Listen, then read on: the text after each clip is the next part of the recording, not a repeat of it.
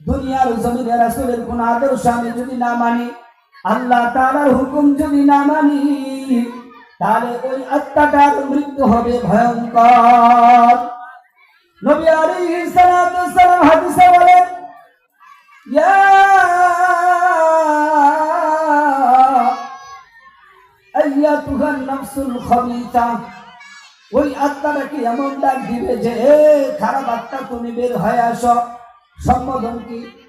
খারাপ আত্মা, অর্থাৎ তোমার প্রতি আল্লাহ তাআলা সন্তুষ্ট না। হাদিসে আসছে, ওয়া ইন্নাল আবদাল ফাজির, যখন বান্দা মৃত্যুবরণ করার সময় আসবে, এই খারাপ বান্দার যখন পাপাচারী বান্দার মৃত্যুর সময় আসবে, এমন একটা অবস্থা হবে, নাযালাত ইলাইহিল মালাইকাতু মিনাস সামা,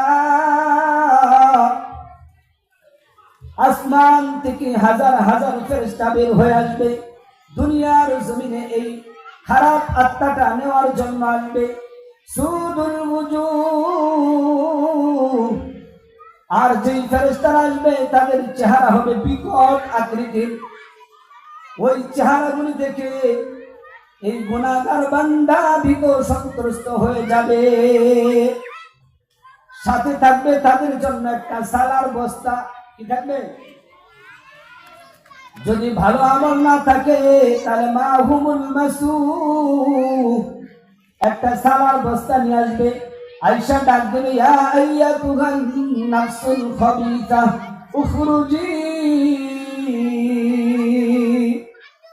এ খারাপ আত্মা তুমি বের হয়ে আসো, বের হয়ে আসো।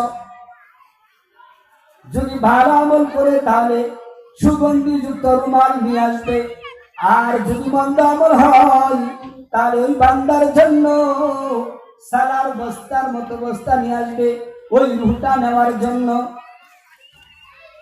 ফেরেশতারা এমন বিকট আকৃতিতে আসবে, ওই ব্যক্তি দেখা ভীত সন্তুষ্ট হয়ে যাবে চেহারা দেখা। যখন ডাক দিবে উখরুজি, বের হয়ে যাও, বের হয়ে যাও, এই কথা বলার সাথে সাথে ফেরেশতারা কিছু মানুষ ওই বস্তা নিয়ে দাঁড়ায় থাকবে। আর এমন সময় ওই রুমালটার ভিতরে দেওয়া হবে, বস্তার ভিতরে দেওয়া হবে, বস্তার ভিতরে পেঁচাইয়া